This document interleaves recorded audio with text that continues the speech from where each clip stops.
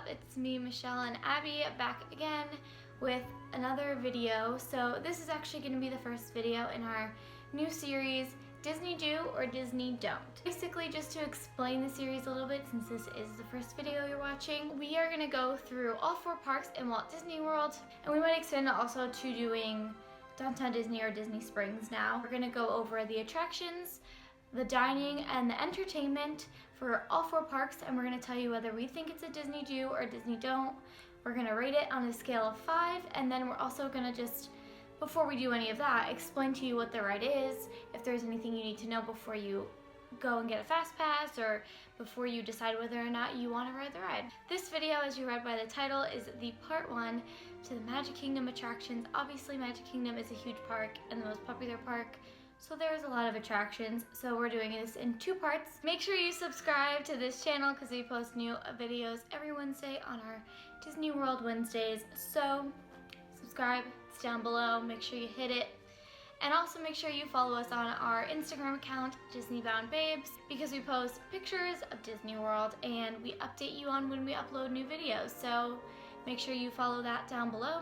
I also am opening an Etsy shop and selling mini ears, so make sure you follow on Instagram for that as well, because I'm going to be updating on when I post for that on the Instagram page. Since this video is going to be so long, let's just get right into the video. The first attraction we're going to be talking about is Big Thunder Mountain. So this is located in Frontierland Magic Kingdom, and as for height requirements, just in case any of you guys have kids watching, it's 40 inches or 102 centimeters. Big Thunder Mountain is an outdoor roller coaster. It lasts probably about a little over 2 minutes, 2.5 minutes. My biggest recommendation would be to fast pass it. It does normally get busy in the afternoon hours, mid-afternoon, late afternoon, or just go on it as soon as you get there. I think it's definitely worth it. It was my first roller coaster I ever went on. So it's definitely kid friendly. As for rating this on a scale to 1 through 5, excuse me, what would you rate this on at?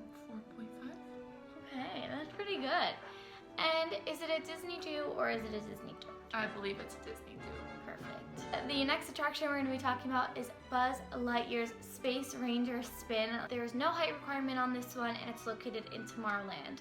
So I went on this ride when we went, and I have a love-hate relationship with this ride and the other Toy Story ride because I'm very competitive, and I was not very good, and I came in last place. I really enjoy it all around. I'm trying to think if you should fast pass it. We did. Yes, we fast passed it, but we also rode it without a fast pass. So I think it depends on what time of year you're going. Out of 1 through 5, I mean, it was a good ride, but I'm gonna give it a 3.5 only because I lost and it made me mad, so. I was only gonna give it a 3, so. Well, okay. As for if it's a Disney Do or a Disney Don't, I would say it is a Disney Do for sure. Agree. The next attraction we're gonna talk about is actually another kind of stage show, kind of. It's an interactive. Yeah, it's like, it's not really a ride, it's more of just like a experience, I guess. And that's Enchanted Tales with Belle.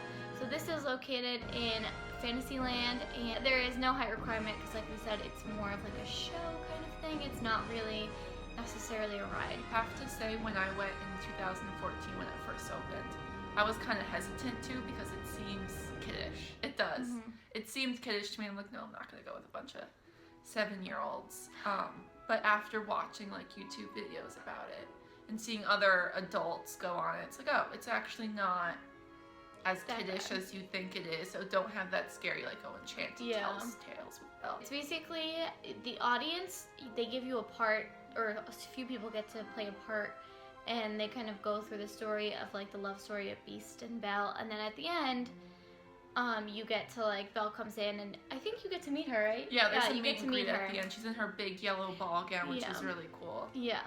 And so it's cute and it's fun. Rating from 1 to 5, I would probably give this 3.5. I agree. That's exactly what I was going to say, 3.5. So do we think this is a Disney Do or a Disney Don't? I think it's a Disney Do. I agree. I think it's a Disney Do. The next ride we're going to talk about is the Haunted Mansion. So this is my favorite ride. It's located in Liberty Square, and it's an any height requirement, so anybody can go on it. So I'm obsessed with the Haunted Mansion. I'm not really sure why. Actually, I do know why. I just think it's cool and fun and different. I like the queue, going through the queue. It's really cool, just the atmosphere. So basically you go through and you sit and you basically take a tour through the Haunted Mansion, and it's really, really fun. I know they have one, the same ride in Disneyland too. It might be a little bit scary. I was terrified for of it. kids. I was terrified. Yeah, I mean, just the name, the Haunted Yeah. Mansion, might be scary And for you kids. hear noises outside, like ghosts talking and wolves howling, and it's a little intimidating. I'm not gonna lie. Yeah. Rating from 1 to 5, I'm gonna give this ride a 5 because it's in my top 3. So, I'm gonna give this ride a 4.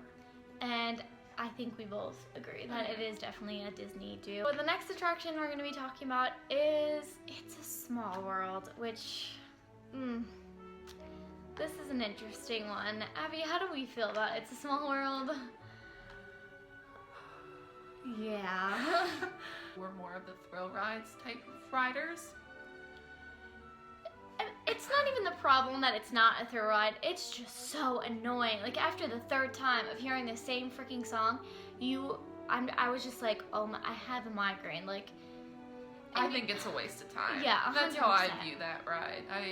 My advice would be definitely ride it at least once in your Disney World going career, because it is an original ride, so it kind of is sentimental. But don't do it. You don't have it's just so annoying. It's so out of 1 through 5, what would you give this ride on? Let's go with a 2. I was gonna give it a 1, so Okay. a little bit more generous than I am. And do we think that this ride is a Disney Dome or a Disney Dome? It's a Disney Dome, for sure. So the next is the Jungle Cruise. So this isn't any height requirement, and it's located in Adventureland. And we both really like this ride. This Yeah, is one I of my guess it's a favorite ride. in Magic Kingdom. Basically, it's exactly how it sounds. You get on this boat, and your tour guide takes you through the jungle. And the tour guides, it's actual, like it's a real person. It's not like the stereo recording you're listening to. So it's different every time you go on, because most likely you will be a different tour guide. And you tell jokes along the way. You go inside this cave. As for ratings for this ride, what would you give it? I would give it a 4. Yeah, I agree. I would give it a 4. I believe it's definitely a Disney Dome. And I agree. I think it's a Disney do for sure. The next one is The Many Adventures of Winnie the Pooh. This isn't any height requirement, and it's located in Fantasyland. This ride, you basically sit through, and it takes you through the story of Winnie the You Pooh. sit in a honey pot. You do. You sit in a honey pot. So it wasn't really good for me. I didn't really like it because, like I said, we said a bunch of times, more of a thrill ride person. So unless I really, really, really love the story that it's taking me through, I won't enjoy it. And so I didn't love it. I kind of have the opposite. I really like this ride. I personally like this ride more than Peter Pan. Probably a 2 for me. I'd go 3.5. Yeah. And I think we have different opinions. For me, this is a Disney Dome unless you like Winnie, like are obsessed with Winnie the Pooh, or if you have little kids who like Winnie the Pooh. But for me personally, this would be a Disney Dome. I personally would not do this again. I would do this again. I always seem to make my way on this every trip. So that is it for part 1 of the Magic Kingdom attractions, Disney Do or Disney Don't. So make sure you subscribe, and follow us on our Instagram, and make sure you keep checking in on the Etsy shop because the ears will be up very, very soon. Everything is linked down below. And thanks for watching this video. Bye, guys.